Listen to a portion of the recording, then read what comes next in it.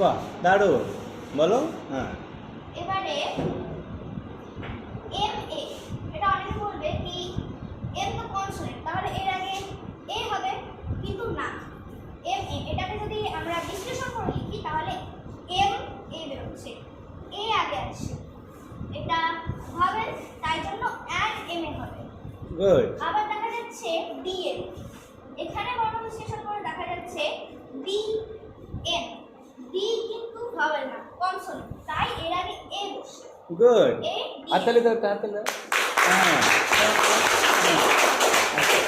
এবার আরেকটা নিয়ম, অ্যানে এইচ এর উচ্চারণ যখন সফট কোমল বা নরম হয় তখন তার আগে অ্যান বসে, যেমন অ্যান অনেস্ট। এখানে এইচ এর উচ্চারণ কোমল থাকতে পারে বা উচ্চও থাকতে পারে, তাই জন্য অ্যান অনেস্ট।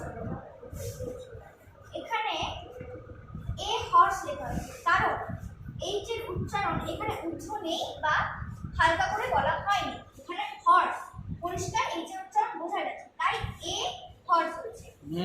এখানে অ্যান্ড অনেস্ট হচ্ছে, এরকম অ্যান্ড আওয়ারও হতে পারে, এরকম বিভিন্ন ধরনের শব্দ আছে। এবার এর আরেকটা নিয়ম, ও ও এর উচ্চারণ যখন ওয়া হবে তখন তার আগে সবসময় এ বলবে, যেমন এ ওয়ান রুবি নো, এখানে ওয়ান লেখা হচ্ছে, ও এর উচ্চারণ ওয়া হচ্ছে, ওয়ান, সেই জন্য এর আগে এ বসবে।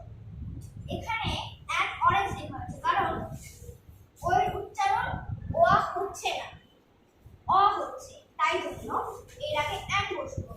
সবসময় মনে রাখতে হবে যে ও এর উচ্চারণ ওয়া হলে তার আগে সবসময় এ বসবে। গুড।